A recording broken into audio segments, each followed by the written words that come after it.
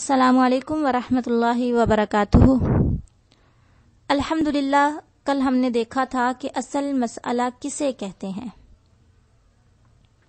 ایک اصول بھی میں نے آپ کو بتایا تھا ذو اضاف کل کے ذریعے نکالنے کا، کہ اصل مسئلہ ذو اضاف کل کے ذریعے سے کیسے نکالیں گے۔ بہرحال یہاں اسلامی قانون وراثت میں بھی ایک طریقہ بتایا گیا ہے اصل مسئلہ نکالنے کا۔ اگر آپ کو وہ طریقہ آسان لگتا ہے جو کل میں نے آپ کو بتایا تو آپ اس طریقے کے مطابق نکالیے، اور اگر آپ کو آج جو ہم طریقہ پڑھنے لگے ہیں اگر آپ کو یہ آسان لگتا ہے تو اس کے ذریعے نکالیے گا، اصل مسئلہ نکل آئے گا۔ دیکھیں، وہ کہتے ہیں کہ کتاب اللہ میں 6 حصے متعین ہیں جو کہ 2 گروپوں پر مشتمل ہیں۔ گروپ اول میں 1/2 ہے، 1/4 ہے، 1/8 ہے، اور دوسرے گروپ میں 2/3 ہے، 1/3 ہے اور 1/6 ہے۔ آپ نے ان کو اچھے سے یاد رکھنا ہے کہ گروپ اول میں کون کون سے حصے ہیں اور گروپ 2 میں کون سے حصے ہیں۔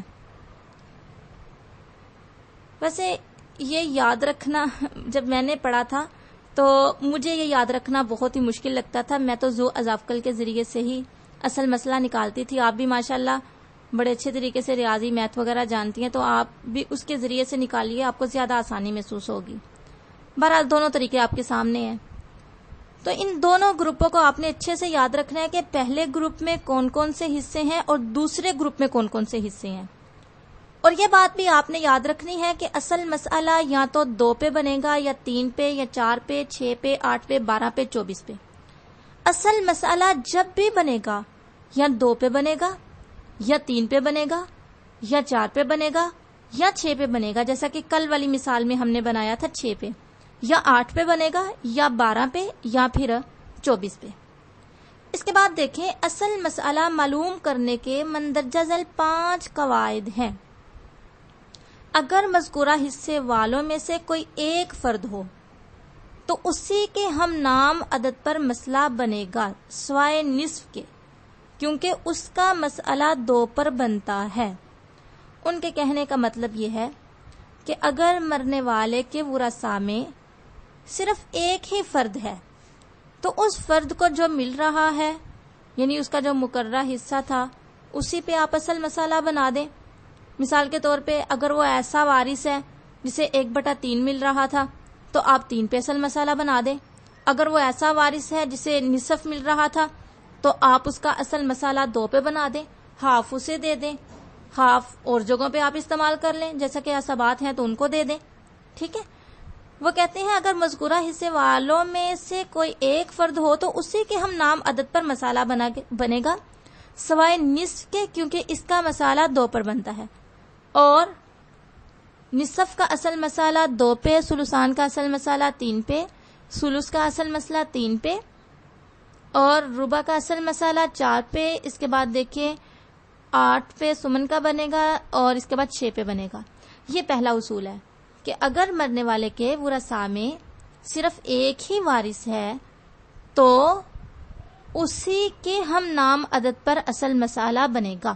دوسرا اصول، اگر ایک ہی گروپ سے تعلق رکھنے والے 2 یا 3 فرد جمع ہو جائیں تو اس بڑے عدد پر مسئلہ بنے گا جس سے اس کے ہم نام کا حصہ اس سے دگنا کا حصہ اور دگنا کے دگنا کا حصہ نکل سکے۔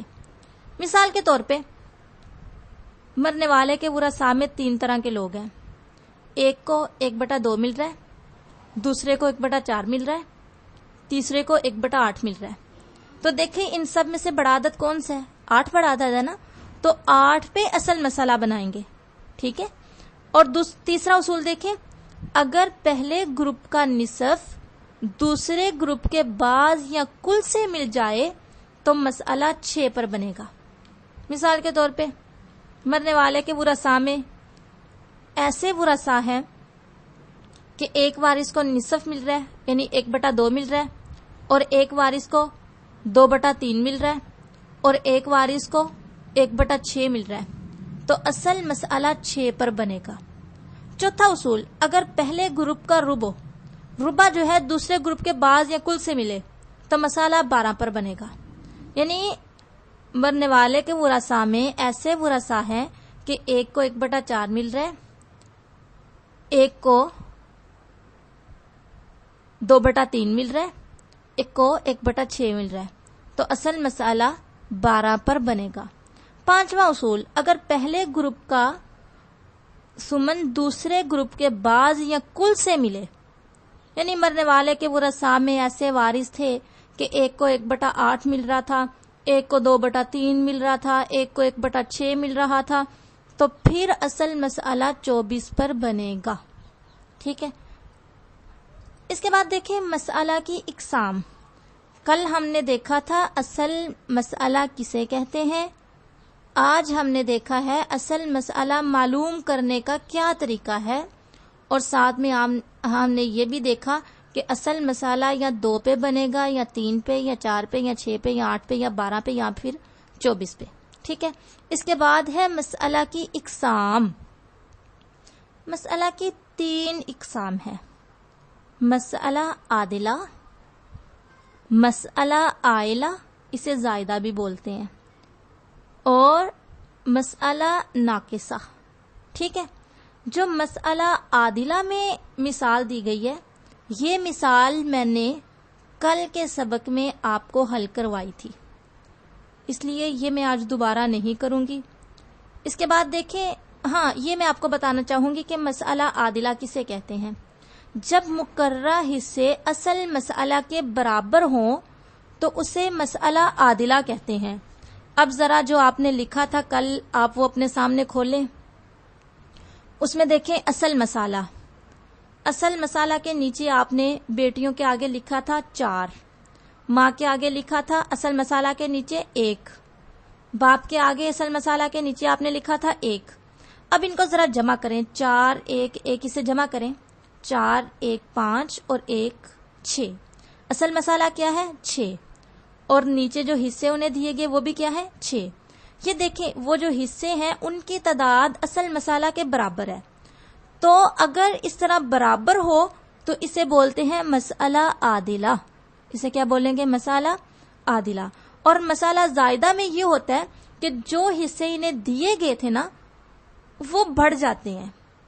ٹھیک ہے، جو حصے انہیں دیے گئے تھے وہ بڑھ جاتے ہیں۔ اچھا، ہم ایک مسئلہ حل کریں گے، آپ ایسے کریں، کاپ پینسل اپنے سامنے رکھیں، میں آپ کو پورا سال لکھواتی ہوں، اپنی کتابیں بند کر دیں، ٹھیک ہے، تاکہ آپ کو بھی تھوڑا اندازہ ہو سکے کہ آپ کو ماشاءاللہ ایک مسئلہ آپ نے سمجھا اور آپ کو تمام مسئلے حل کرنے آ گئے ہیں۔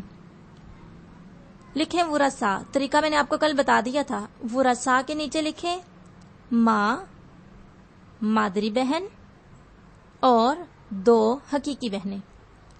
ماں کو ملے گا 1/6، اس کے بعد مادری بہنوں کو کیا ملے گا؟ مادری بہن کو کیا ملے گا؟ 1/3۔ 2 حقیقی بہنوں کو کیا ملے گا؟ 2/3۔ اب آپ نے ان کا ذو اضافہ نکالنا ہے، لکھیں 6 لکھیں،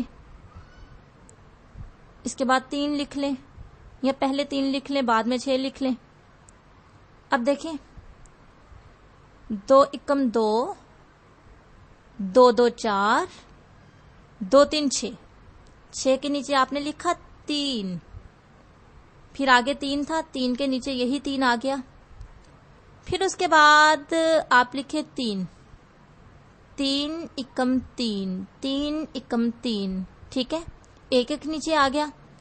اب آپ نے کیا کرنا ہے، آپ 3 کو 2 سے ضرب دیں یا 2 کو 3 سے ضرب دیں، بات ایک ہی ہے، تو کیا آیا 6، ٹھیک ہے۔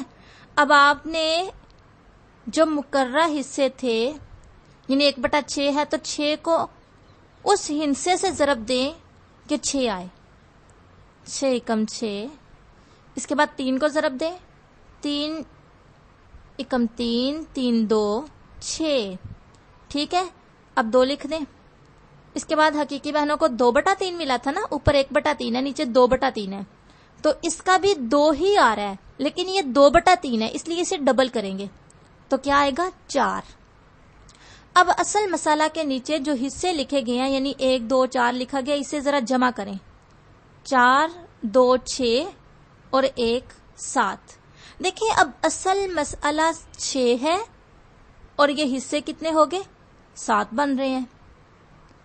اسی کو بولتے ہیں مسئلہ عائلہ یا زائدہ، یعنی جب مقررہ حصے اصل مسئلہ سے بڑھ جائیں تو اسے مسئلہ عائلہ یا زائدہ کہتے ہیں، ٹھیک ہے؟ ہاں جی، اس کے بعد دیکھیں مسئلہ ناقصہ۔ مسئلہ ناقصہ میں یہ ہوتا ہے کہ اصل مسئلہ سے جو انہیں حصے دیے گئے حصے کم ہو جائیں۔ عائلہ میں کیا تھا؟ حصے بڑھ گئے، اور ناقصہ میں کیا ہے؟ کم ہو گئے، اور عادلہ میں کیا تھا؟ برابر تھے۔ اب مسئلہ ناقصہ جو ہے نا، یہ آپ نے خود حل کرنا ہے۔ ورثاء میں ماں ہے، بیٹی ہے، آپ نے خود اپنی ایمانداری سے حل کرنا ہے، کتابیں نہیں کھولنی، اور پھر آپ کو اندازہ ہوگا کہ آپ کو ابھی سمجھ آئی یا نہیں۔ اگر تو آپ حل کر پائیں تو پھر آپ واقعی مبارک بات کی مستحق ہیں کہ ماشاءاللہ آپ کو سمجھ آ گئی ہے، لیکن اگر آپ نہ کر پائیں تو پریشان نہیں ہونا۔ کسی کام کے پیچھے کوئی بھی کام کرنا ہے نا، اس کے پیچھے پڑ جائے ہاتھ دھو کے۔ آپ نے بار بار سمجھنے کی کوشش کرنی ہے، تب تک سمجھتے رہنا ہے جب تک آپ کو سمجھ نہیں آ جاتی، ٹھیک ہے؟ اس کے بعد دیکھیں نوٹ۔ ورثاء کے مندرجہ ذیل 4 صورتیں ہوتی ہیں۔ سب سے پہلے ورثاء صرف اصحاب الفرائض ہوں۔ نمبر 2، اصحاب الفرائض کے ساتھ عصبہ بھی ہوں۔ نمبر 3، صرف مرد عصبہ ہوں۔ نمبر 4، مرد اور خواتین دونوں طرح کے عصبہ ہوں۔ پہلی اور دوسری قسم کے اصول جو ہے مذکورہ بالا قواعد کے مطابق ہوں گے۔ تیسری اور چوتھی قسم میں افراد کی تعداد کے مطابق اصل مسئلہ بنایا جائے گا۔ البتہ چوتھی قسم میں مرد 2 عورتوں کے برابر تصور کر کے اصل مسئلہ بنایا جائے گا، کیونکہ مرد کو 2 عورتوں کے برابر حصہ ملتا ہے۔ مثال کے طور پہ مرنے والے کی بیٹی تھی، بیٹا تھا، تو اصل مسئلہ کس پہ بنائیں گے؟ 3 پہ بنائیں گے، کیونکہ بیٹے کو ڈبل ملتا ہے۔ 2 حصے بیٹے کو دے دیں گے اور 1 حصہ بیٹی کو دے دیں گے، ٹھیک ہے؟ باقی انشاءاللہ ہم آئندہ پڑھیں گے اول کے متعلق۔ السلام علیکم ورحمۃ اللہ وبرکاتہ۔